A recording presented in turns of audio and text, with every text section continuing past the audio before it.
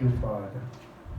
परम पिता परमेश्वर, दिल से आपका धन्यवाद करते हैं, और क्यों ना करें, क्योंकि आपने अनुग्रह किया है, और इतना अनुग्रह किया प्रभु कि हम इस लायक ना थे ना हैं, लेकिन आपने हमारे लिए अपने पुत्र को बलिदान किया ताकि हमें वो ज़िंदगी मिले जो आप अपने पुत्र को दे रहे थे, और वो पुत्र के द्वारा हमें जीवन प्राप्त हो, ताकि आपकी महिमा हमारे जीवन से प्रकट हो जैसे पुत्र के द्वारा प्रकट हुई, और आपका नाम इस धरती पर महिमा के साथ फैले, और लोग जाने कि परमेश्वर कौन है और कैसा है, और वो मनुष्यों से क्या चाहता है, ताकि आपका नाम महिमान्वित होने पाए और मनुष्यों में वो ज़िंदगी हो जो आपकी ओर से आपकी इच्छा के अनुसार हो, ताकि प्रभु इंसान इंसान के काम आए और आपका नाम महिमा पाए। धन्यवाद करते प्रभु कि हम सब लोग एक दूसरे से वो प्रेम कर सके जो आपने हमसे किया, और आपने हमारे लिए जो बलिदान किया वो आपके द्वारा ही संभव है, हम ऐसा नहीं कर पाते हैं। चाहते प्रभु आज का वचन आपकी पवित्र आत्मा की ओर से हो, ताकि हमारी आंखें खुलें, हमारी समझ बढ़े, और आपका नाम हमारे जीवन में महिमा पाए जिसके कि आप योग्य हैं। धन्यवाद के साथ इस प्रार्थना को आपके इकलौते पुत्र प्रभु यीशु मसीह के नाम से मांगते हैं, आमीन। सबको जय मसीह की। हम फिर से आपके सामने एक और विषय को लेकर आए हैं, और अभी तक जीवन के बारे में आपसे बातें की परमेश्वर के वचन के अनुसार। अब मैं आज आपको मृत्यु के विषय में बताऊंगा। मृत्यु आखिर है क्या, मृत्यु की परिभाषा क्या है, मृत्यु का अर्थ क्या है, ताकि आपको भी वो समझ मिले कि आप इस बात को समझ सके कि मृत्यु कितने प्रकार की होती है और मृत्यु का अर्थ क्या होता है। सबसे पहले मैं आपके साथ मृत्यु के विषय में ये बात बांटूंगा। इंग्लिश में वर्ड है डेथ। डेथ का मतलब होता है अंत, एंड। किसी चीज़ का अंत हो जाना, किसी चीज़ का ख़त्म हो जाना, किसी चीज़ का नामो निशान मिट जाना, ये है मृत्यु। लेकिन मृतक का, डेड का मतलब क्या होता है? डेड का मतलब होता है निष्क्रिय हो जाना, किसी चीज़ का निष्क्रिय हो जाना। जब आपके किसी इलेक्ट्रॉनिक गैजेट में फ्यूज़ उड़ जाता है तो वो डेड हो जाता है, लेकिन उसमें दोबारा फ्यूज़ लग जाता है तो फिर से वो चालू हो जाता है। इसका मतलब डिस्कनेक्शन को दिखा रहा है। मृत्यु की वास्तविक परिभाषा डिस्कनेक्शन ही है, लेकिन डिस्कनेक्शन भी दो प्रकार का होता है, जिसे हम डिस्कनेक्शन भी कह सकते हैं, सेपरेशन भी कह सकते हैं। किसी चीज़ का किसी चीज़ से अलग हो जाना, और ये दो प्रकार से होता है। एक तो परमानेंटली अलग हो जाना मीन्स डेथ, और टेम्पररी अलग होना मीन्स डेड। अब आपके साथ परमेश्वर के वचन में चलेंगे इस बात को समझने के लिए कि मनुष्य की आज दशा क्या है, क्यों है, और किस संदर्भ में हमें मृत्यु को समझना आवश्यक है। उत्पत्ति की पुस्तक उसका 2 अध्याय और उसके 2 अध्याय के 17 पद में इस प्रकार से लिखा हुआ है, पर भले या बुरे का ज्ञान जो भले या बुरे के ज्ञान का जो वृक्ष है उसका फल तू कभी न खाना, क्योंकि जिस दिन तू उसका फल खाएगा उसी दिन अवश्य मर जाएगा।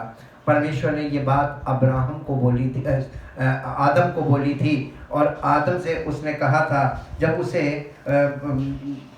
अदन की वाटिका में परमेश्वर ने रखा था, तब परमेश्वर ने आदम को ये आज्ञा दी थी कि तू वाटिका के सब वृक्षों का फल बिना खटके खा सकता है, पर भले या बुरे के ज्ञान का जो वृक्ष है उसका फल तू कभी मत खाना, नहीं तो तू अवश्य उसी दिन अवश्य मर जाएगा, उसी दिन अवश्य मर जाएगा।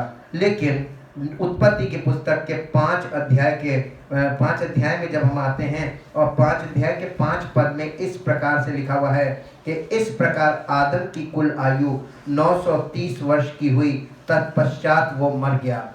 अब आप सवाल उठा सकते हैं, जो लोग पढ़ते हैं वो ये कहेंगे कि परमेश्वर ने कहा तू उसी दिन अवश्य मर जाएगा, तो पर आदम उसी दिन अवश्य क्यों नहीं मरा?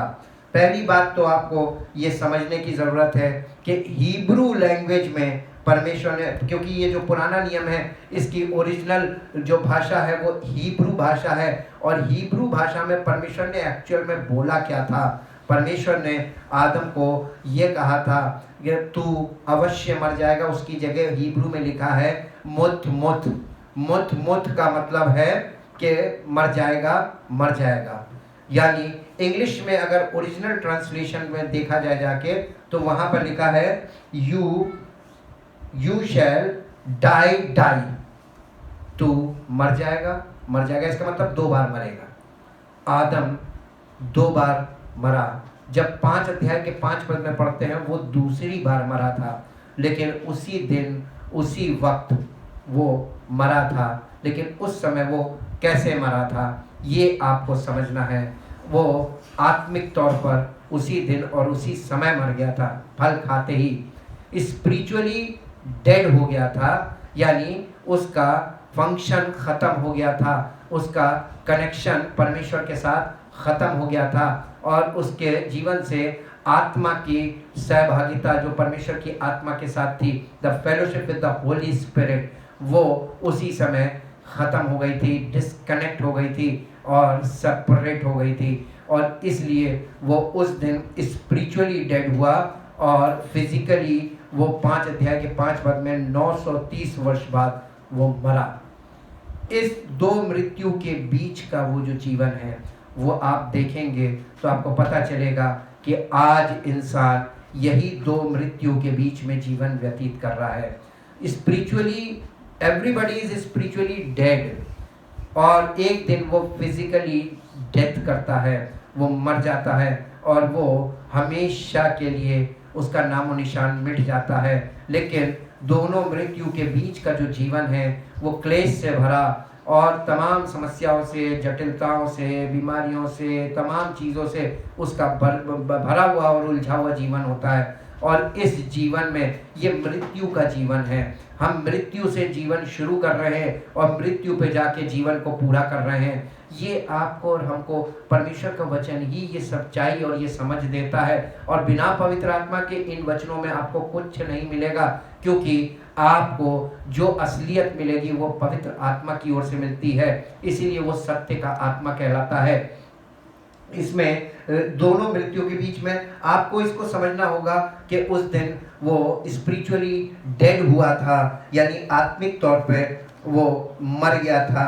परमेश्वर से उसका संबंध उसी समय खत्म हो गया था। जैसे कि हम और आप करते हैं अक्सर व्यवहारिक तौर पर, जब हमारा किसी से संबंध विच्छेद होता है तो हम कहते हैं आज से तुम हमारे लिए मर गए और हम तुम्हारे लिए मर गए।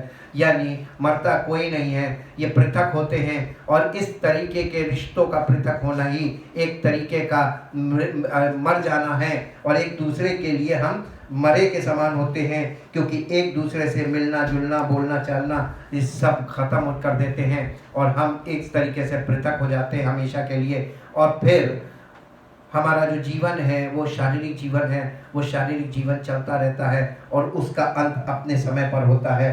परमेश्वर के वचन में आप थोड़ा सा ध्यान देने के लिए देंगे, और ध्यान देने के लिए परमेश्वर के वचन में जब आप 3 अध्याय, उत्पत्ति 3 अध्याय और उसके 22 पद में जब आएंगे, तब यहाँ पर लिखा है कि फिर यहोवा परमेश्वर ने कहा, मनुष्य भले बुरे का ज्ञान पाकर हम में से एक के समान हो गया है, इसलिए अब ऐसा ना हो कि वो हाथ बढ़ाकर जीवन के वृक्ष का फल भी तोड़कर खा ले और सदा जीवित रहे।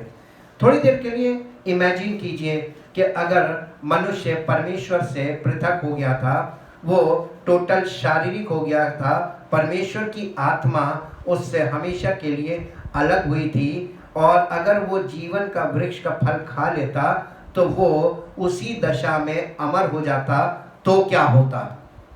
आप कभी भी इस समझ तक नहीं पहुंच पाएंगे।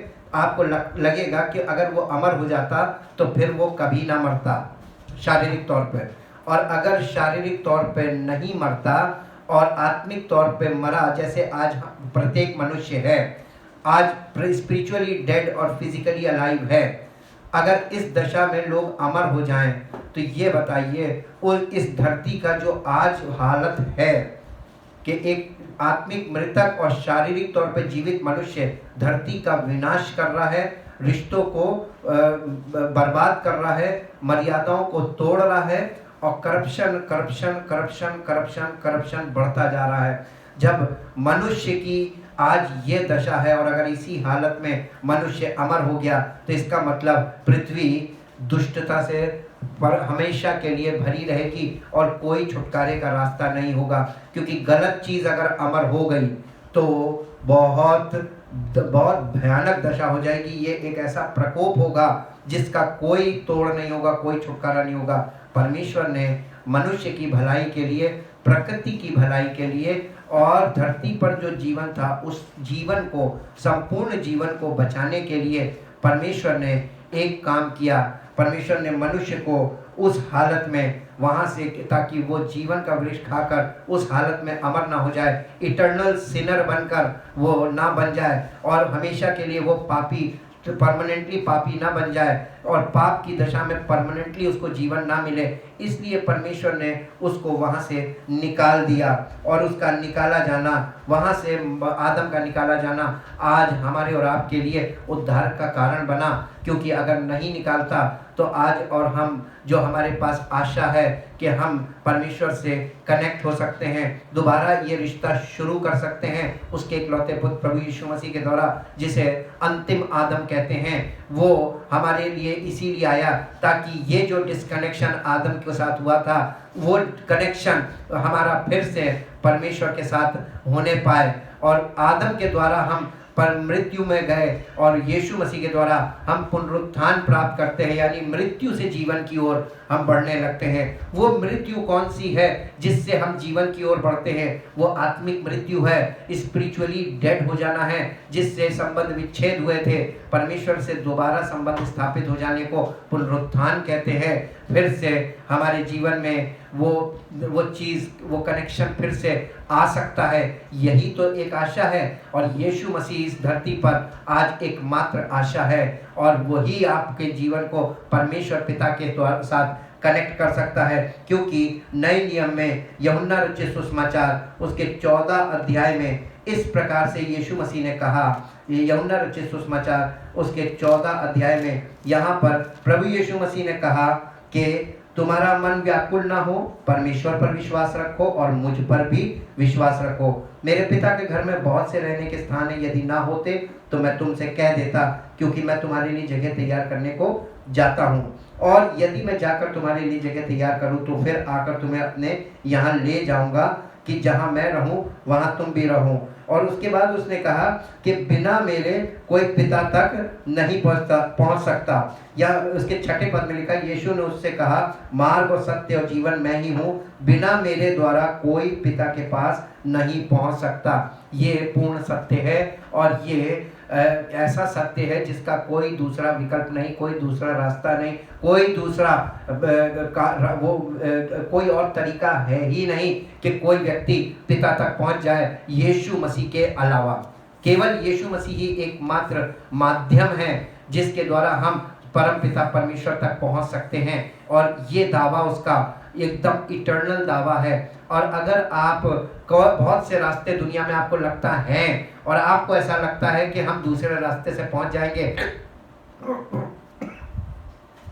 युगों से लोग तरह तरह के रास्तों का प्रयोग कर रहे हैं, लेकिन आज तक कोई पिता तक नहीं पहुंच पाया। लेकिन जितनों ने यीशु मसीह पर विश्वास किया, उसकी आज्ञा को माना, उन लोगों को परमेश्वर की उपस्थिति में जाने का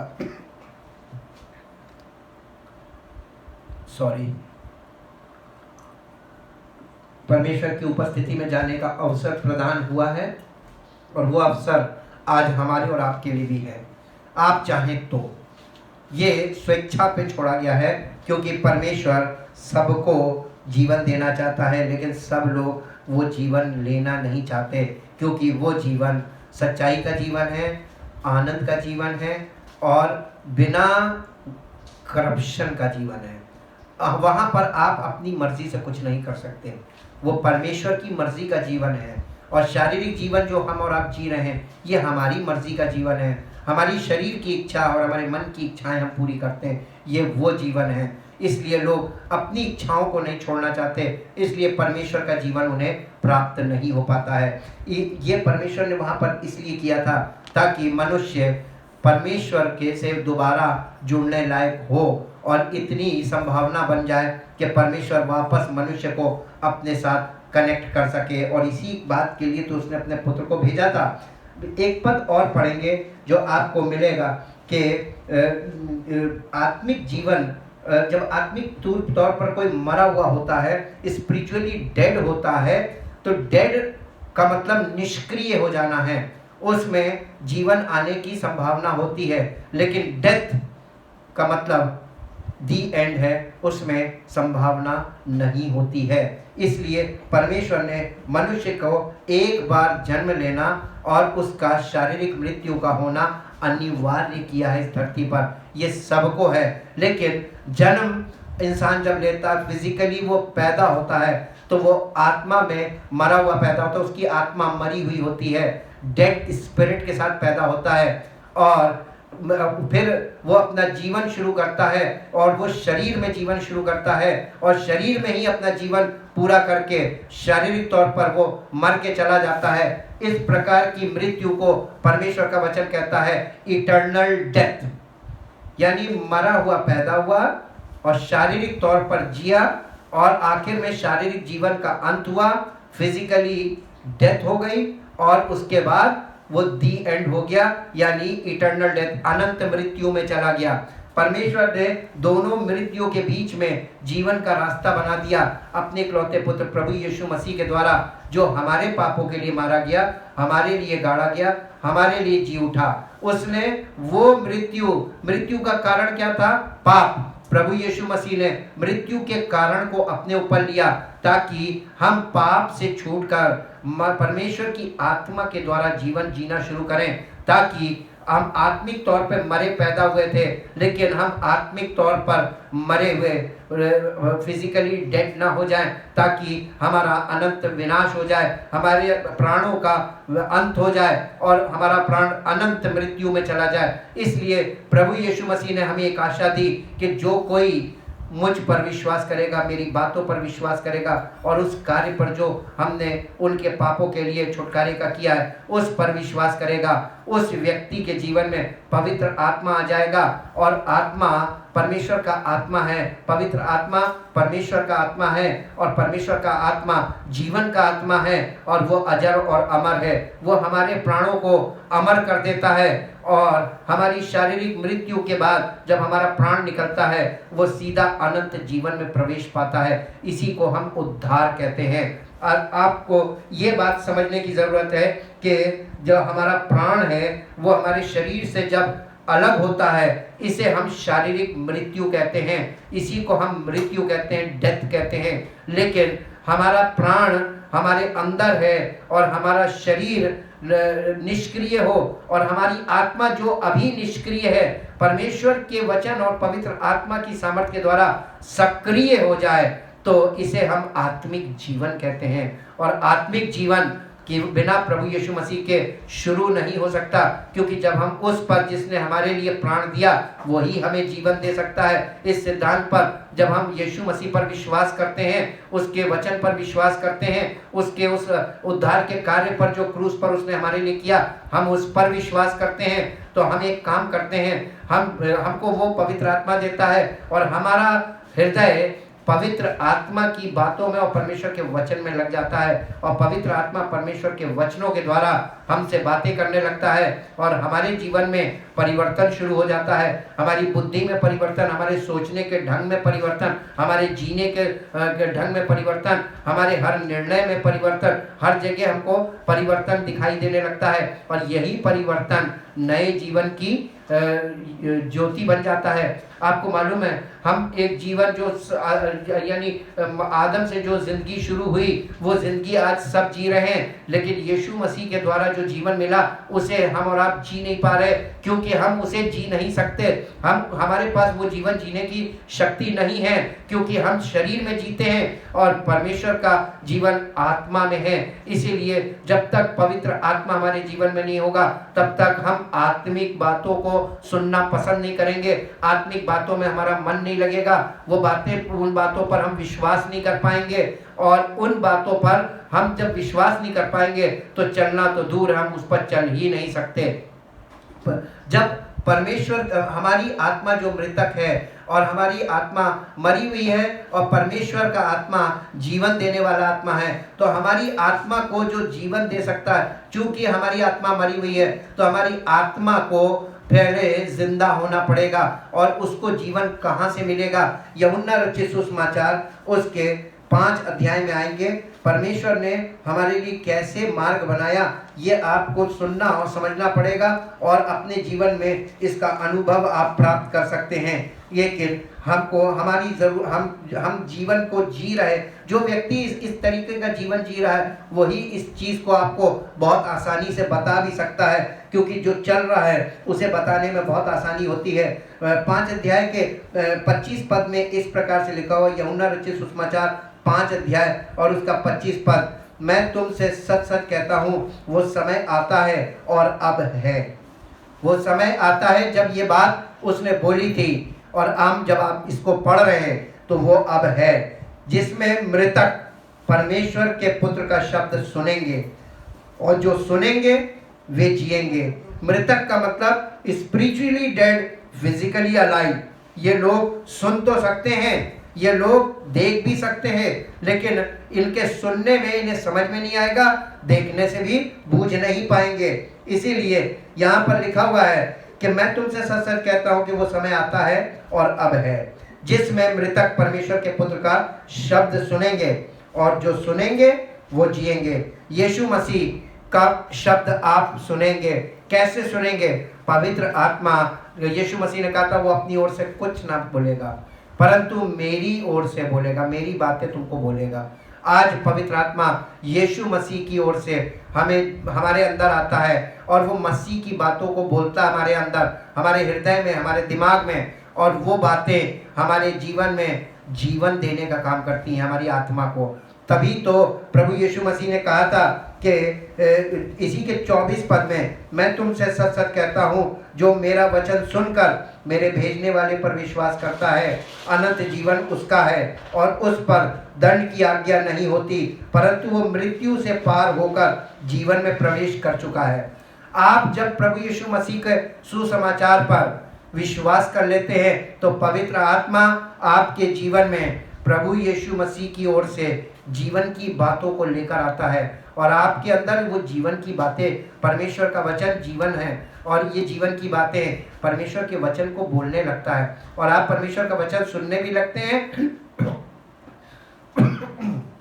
और विश्वास भी करने लगते हैं, और उस पर जैसे जैसे आप विश्वास करते हैं आप उस जीवन में बढ़ने लगते हैं, आप स्पिरिचुअल लाइफ में बढ़ने लगते हैं, और फिर एक समय ऐसा आता है कि आपको उस जीवन में आनंद आने लगता है, और आप उस पुराने जीवन से बिल्कुल अपने आप को डिस्कनेक्ट कर लेते हैं। यानी आप शरीर में मर गए, अब आप आत्मा में जीवन व्यतीत कर रहे हैं। इसी के साथ साथ परमेश्वर के वचन में प्रभु यीशु मसीह ने 6 अध्याय के 63 पद में ये ऐसा कहा, आत्मा तो जीवनदायक है, शरीर से कुछ लाभ नहीं। जो बातें मैंने तुमसे कही हैं वे आत्मा हैं और जीवन भी। लेकिन लिखा है, परंतु तुम में से कुछ ऐसे हैं जो विश्वास नहीं करते। यानी परमेश्वर का वचन सुनते सब हैं, लेकिन तुम में से ऐसे हैं जो विश्वास नहीं करते। आपको मालूम है नुकसान किसका है? जो विश्वास नहीं करता है। सुनने वाले को कुछ नहीं मिलेगा, केवल सुनने वाले से को कोई फायदा नहीं। अपना समय बर्बाद ना करें। अगर आप सुनेंगे तो आप उसको ग्रहण करें ताकि आपको फायदा हो, और आपको फायदा होगा तो परमेश्वर की महिमा होगी, और अगर आपको फायदा नहीं होगा तो परमेश्वर की महिमा नहीं होगी। इसलिए ये बात हमेशा याद रखें। 5 अध्याय के 39 पद में यीशु मसीह ने कहा 5 अध्याय और उसका 39 पद, और यहाँ पर इस प्रकार से लिखा हुआ है,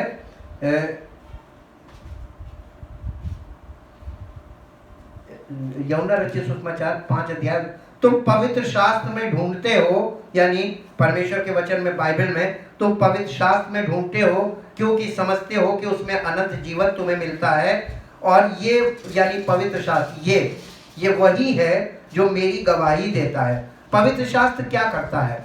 ये परमेश्वर का वचन परमेश्वर के पुत्र की गवाही देता है कि वो जीवन देने वाला है। तुम उसके पास जाओ, क्योंकि परमेश्वर तो आत्मा है। ये वचन हमको परमेश्वर की आत्मा की गवाही देता है, परमेश्वर की आत्मा की बातें बताता है। ये परमेश्वर की आत्मा को की ओर हमें प्रेरित करता है कि तुम उधर जाओ। और आगे उसने कहा कि फिर भी तुम जीवन पाने के लिए मेरे पास आना नहीं चाहते।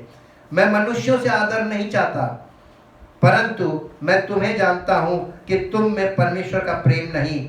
मैं अपने पिता के नाम से आया हूं और तुम मुझे ग्रहण नहीं करते। यदि अन्य कोई अपने ही नाम से आए तो उसे ग्रहण कर लोगे। ये बिल्कुल सही बात है। परमेश्वर ने हम प्रभु यीशु मसीह को ग्रहण नहीं करते, लेकिन कोई अपने ही नाम से आता है, हम उसके चरणों में झुक जाते हैं, हम अपने आप को उसके सामने डाल देते हैं। परमेश्वर बहुत नाराज होता है जब परमेश्वर ने अपने पुत्र को हमारे लिए भेजा। जिसको उसने भेजा है उस पर विश्वास करना आज दुनिया के लिए ये सबसे कठिन काम हो गया है, और जिसको उसने नहीं भेजा उस पर सब लोग विश्वास कर रहे हैं। उन बातों को कोई नहीं जानता। परमेश्वर का वचन परमेश्वर आत्मा है, और परमेश्वर का वचन परमेश्वर की आत्मा की गवाही देता है, परमेश्वर की आत्मा की सच्चाई बताता है, परमेश्वर की आत्मा की गहराई बताता है, परमेश्वर की आत्मा का चरित्र बताता है, परमेश्वर की आत्मा की सामर्थ्य को बताता है। इसलिए परमेश्वर का वचन जानकारी, परमेश्वर की जानकारी से उसके पूरे पूरे चरित्र को बताने के लिए और उसकी सामर्थ्य को बताने के लिए हमारे लिए एक ज्ञान का स्रोत है, जानकारी का भंडार है। अगर पवित्र आत्मा आपके जीवन में नहीं है तो आपको इसमें से कुछ नहीं मिलेगा। आपको वचन का ज्ञान तो हो जाएगा, लेकिन परमेश्वर का ज्ञान आपको कभी नहीं होगा। आत्मिक मृत्यु का तरीका यानी कारण केवल एक है कि हम मनुष्य जब इस पृथ्वी पर जन्म लेता है उसके पास जीवित शरीर होता है, जीवित प्राण होता है, लेकिन जीवन का स्रोत जो आत्मा है, मनुष्य की आत्मा मरी हुई होती है और परमेश्वर की आत्मा उससे पृथक होती है, यानी डिस्कनेक्टेड। और वो उससे कनेक्ट नहीं हो सकता, क्योंकि मनुष्य की आत्मा के मरे होने का कारण पाप है। और जब तक पाप का निवारण उसके जीवन में ना हो जाए और उसे पाप से छुटकारा ना मिल जाए, तब तक परमेश्वर की आत्मा उसके जीवन से कनेक्ट नहीं हो सकती। अब आप खुद सोचिए कि ये सर्किट जो ऐसा डिस्कनेक्ट हुआ आदम के द्वारा अदन की वाटिका में, इसको रिकनेक्ट कैसे किया जा सकता है? इसका समाधान और क्या हो सकता है सिवाय इसके कि परमेश्वर के इकलौते पुत्र प्रभु यीशु मसीह ने हमारे और आपके लिए जो कार्य किया है वो यही तो किया है कि उसने उस डिस्कनेक्शन को अपने जीवन के द्वारा खुद को डिस्कनेक्ट करके हमें फिर से रिकनेक्ट किया। पुनरुत्थान का जीवन, पुनरुत्थान का मतलब होता है मृत्यु से पार का जीवन, यानी हम मृत्यु से पार हो गए, हमने मृत्यु पर जय पा ली। कौन सी मृत्यु पर? वो जो आदम की उसी समय हो गई थी, और वैसे शारीरिक मृत्यु उसकी 630 वर्ष बाद हुई थी, जैसे हमारी 60 70 80 साल बाद होती है। लेकिन जो जिस मृत्यु को वो ढो रहा था और जिस मृत्यु में आज समस्त मानव जाति लिप्त हो गई है, जो सब में फैल गई है, उससे छुटकारा देने के लिए प्रभु यीशु मसीह आया। और प्रभु यीशु मसीह हमें और आपको केवल और केवल जीवन ही देने आया था।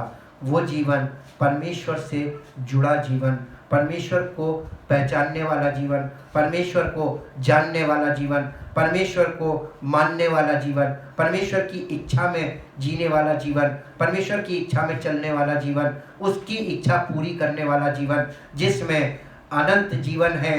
इस धरती पर जब तक आप हैं तब तक फुल ऑफ लाइफ, और इसके बाद इटर्नल लाइफ या लाइफ फॉर एवर। आपको जीवन ही जीवन में जाना है।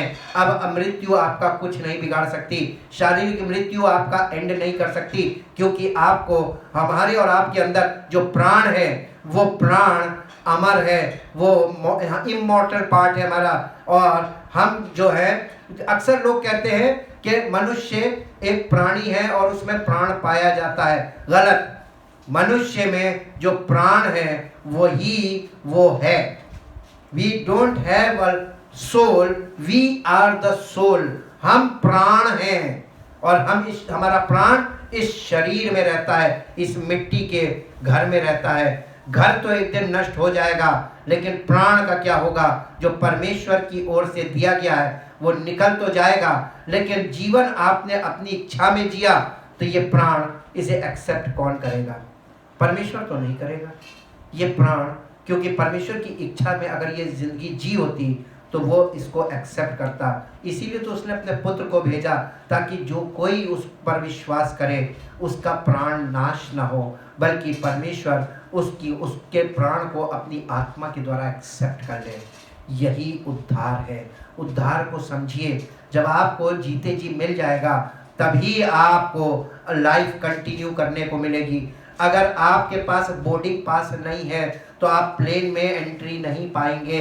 प्लेन में एंट्री उसी को मिलती है जिसके पास बोर्डिंग पास होता है, जिसके पास पासपोर्ट होता है, जिसके पास पासपोर्ट में वीज़ा लगा होता है, जिसके पास टिकट भी होता है। ये सारी कार्रवाई आपको पहले से करनी होती है, तब आपको उसमें एंट्री मिलती है। आपका प्राण जीते जी आपकी इच्छा में आपने सब कुछ किया, और आप उसके बाद कितना भी कुछ कर लो वो प्राण एक्सेप्ट नहीं होगा। इसीलिए तो परमेश्वर ने मानव जाति के उद्धार के लिए अपने पुत्र को बलिदान किया, क्योंकि जीवन देकर वापस जीवन पाना ये मनुष्य के बस का नहीं था। इसलिए उसने अपने पुत्र के लिए ये ऐसा किया कि वो मानव रूप में आए और परमेश्वर की उस कार्य को मानव रूप में, क्योंकि मानव मृत्यु में चला गया तो एक मानव ही उसको उस मृत्यु से छुड़ा सकता है। ये परमेश्वर का ही सिद्धांत है। इसलिए परमेश्वर के वचन से एक पद और पढ़ेंगे जो हमको और आपको मिलेगा। यशायाह नबी की पुस्तक उसका 59 अध्याय 59 चैप्टर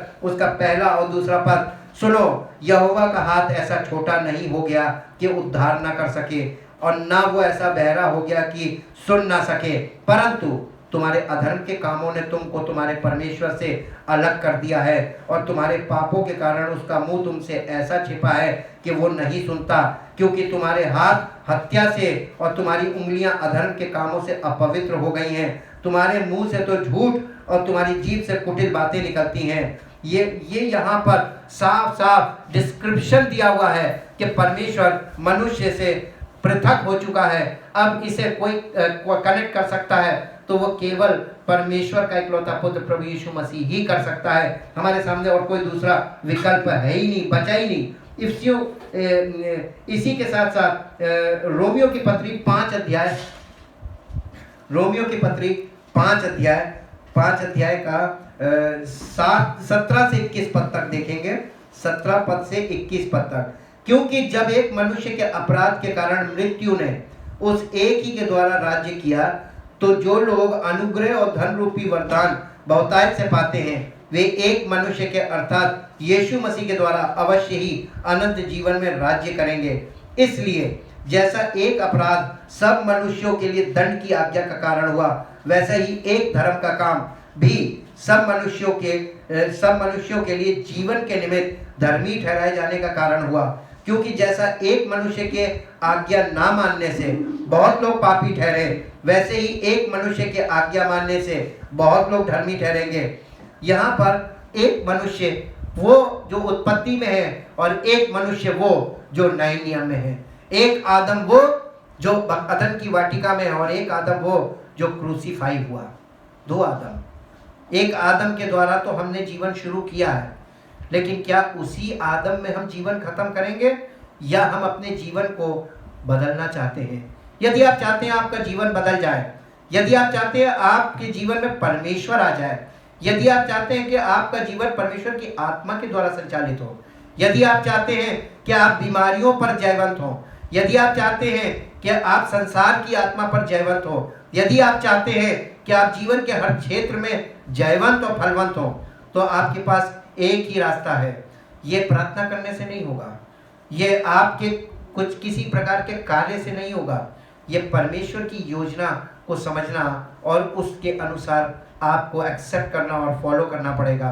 तब आपके जीवन में वो होगा जो आपको अभी समझ में नहीं आ रहा है, वो परमेश्वर की इच्छा के अनुसार से वो संभव है। एक पद मेरे साथ और पढ़ लीजिए जो आपको मिलेगा इसी रोमियो की पत्री उसके 5 अध्याय का 12 से 14 पद। रोमियो की पत्री 5 अध्याय और उसका 12 से 14 पद। यहाँ पर इस प्रकार से लिखा हुआ है, रोमियो की पत्री 5 अध्याय और उसका 12 से 14 पद। यहाँ पे ऐसा लिखा हुआ है 12 से, इसलिए जैसा एक मनुष्य के द्वारा पाप जगत में आया और पाप के द्वारा मृत्यु आई, और इस रीति से मृत्यु सब मनुष्यों में फैल गई, क्योंकि सबने पाप किया।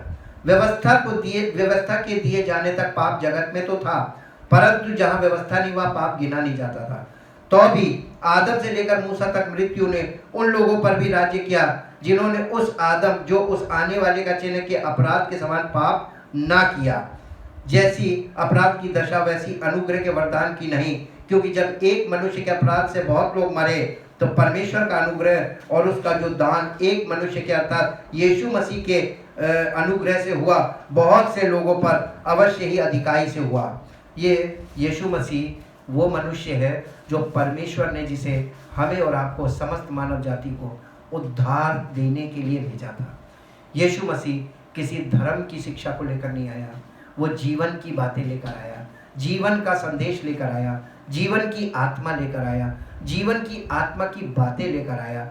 और किसी ने इन बातों पर ध्यान नहीं दिया, सब अपनी अपनी बातों में लगे रहे। और आज भी सब लोग बहुत सी बातों पर झगड़े फसाद कर रहे हैं, लेकिन सच्चाई को ना जानना चाहते हैं और ना सत्य को ग्रहण करना चाहते हैं। और यीशु मसीह ने कहा, और तुम सत्य को जानोगे और सत्य तुम्हें स्वतंत्र करेगा। आपको और हमको अगर वो ज़िंदगी जो परमेश्वर देना चाहता है वो चाहिए, तो आपको एक काम करना पड़ेगा, आपको सुसमाचार पर विश्वास करना पड़ेगा कि प्रभु यीशु मसीह हमारे पापों के लिए मर गया। और जब हमारे पापों के लिए कोई मर गया है और आज भी हम पापों में जीवन बिता रहे हैं, तो हम अपने आप को दोषी ठहरा रहे हैं, क्योंकि उसने अपना काम कर दिया, तुम उसको एक्सेप्ट नहीं करके तुम परमेश्वर का दंड अपने ऊपर ला रहे हो। और आपको मालूम है, जब न्याय के दिन आप वहाँ पहुँचेंगे तो परमेश्वर आपको अनंत मृत्यु की तरफ भेजेगा, और जिसे आप और हम नरक के नाम से जानते हैं। तो वो तब आप कहेंगे, आपका प्राण कहेगा कि मुझे तो पता ही नहीं चला। वो कहेगा तुम झूठ बोलते हो, पूरी पृथ्वी पर हर कोने पे ये नाम गूंज रहा है। आप इस नाम को कहीं से भी सुन सकते हैं, लेकिन सत्य को जानने के लिए आपको मन लगाना पड़ेगा, आपको परमेश्वर के वचन में जाना पड़ेगा, आपको पवित्र आत्मा की आवाज़ को सुनना पड़ेगा, आपको मन लगाना पड़ेगा। जब मन लगेगा तब कुछ होगा, तब आपके जीवन में परिवर्तन होगा। परमेश्वर आपको समझ दे कि आप उद्धार प्राप्त करें और वो जिंदगी अभी से शुरू कर दें जिसके द्वारा आप अनंत जीवन में प्रवेश पा जाएं। परमेश्वर का अनुग्रह सबके लिए है और वो सब कुछ कर सकता है। परमेश्वर की आत्मा सबके लिए है और वो सब कुछ कर सकती है। जो मनुष्यों से नहीं हो सकता वो परमेश्वर से हो सकता है, क्योंकि उससे सब कुछ हो सकता है।